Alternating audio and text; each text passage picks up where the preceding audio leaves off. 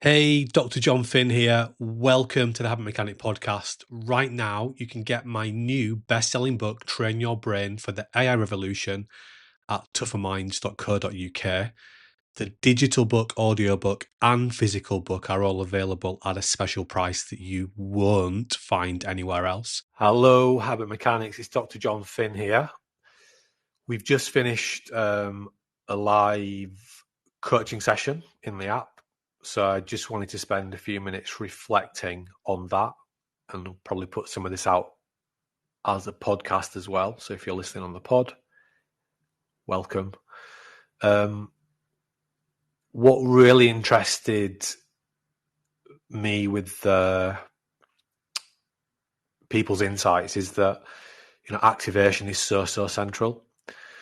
So if you're not sure what I mean by activation, it's the way that we think about our physical and our mental energy levels.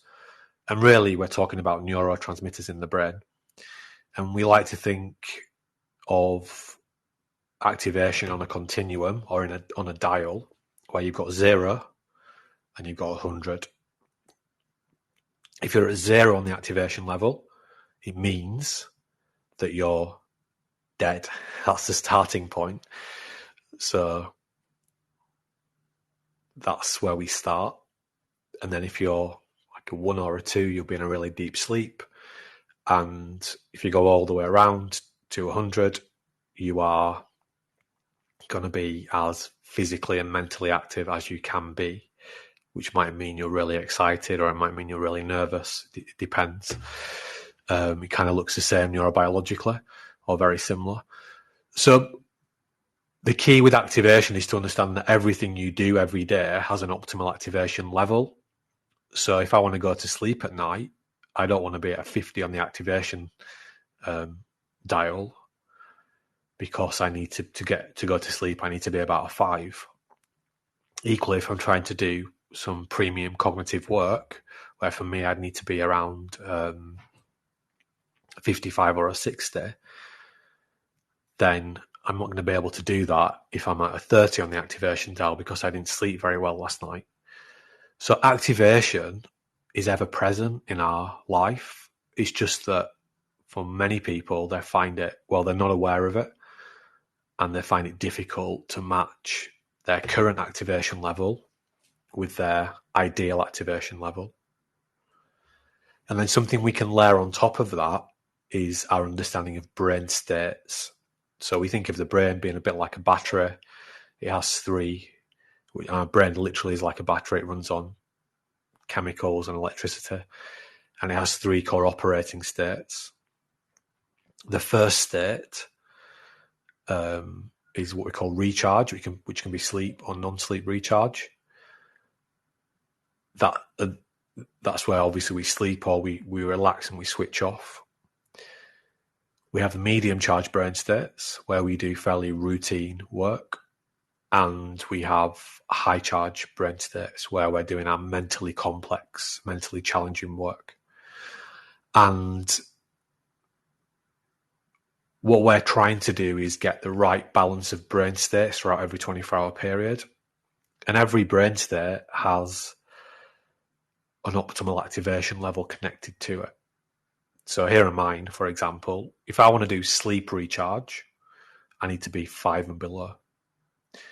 If I'm going to do non-sleep recharge, I just want to switch off and relax, I want to be 20 and below on the activation dial.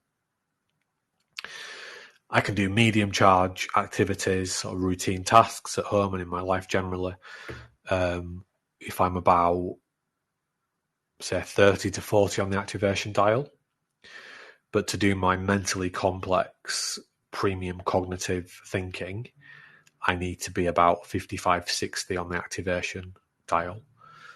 So what you can start to do, and you can actually do this in the onboarding course of the Habit Mechanic University, which is anyone can do for free, is you can start to get a better understanding of your own brain states by measuring them. And then actually you can understand how your brain states map on to the activation scale by doing something called the Optimal Activation Review. This is all free. And then you can learn how to create what we call a willpower story. And then if you want, you can work with myself and our expert coaches to help you to start improving your brain state management and optimizing your activation. So that was my main reflection from the live session that we just ran. And I think the other thing that was also interesting was people's interest in emotional regulation, because it's a term that feels very intangible. I think in public sort of discourse, emotions are not very well understood. They're always framed in the negative, whereas emotions are on a continuum from being really happy and excited all the way through to being really sad and depressed. But what we know is that emotions run our lives, and they're the most immediate signal that get our attention. So, and we hear about the term intention economy, but that's actually not quite accurate. It's actually the emotions economy that we're living in.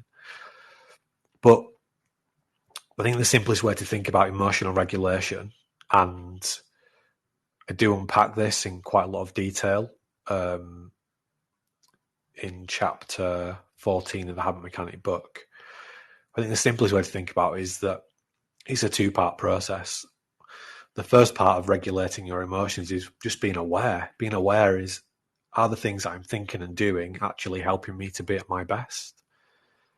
And then if they're not, it's doing something different.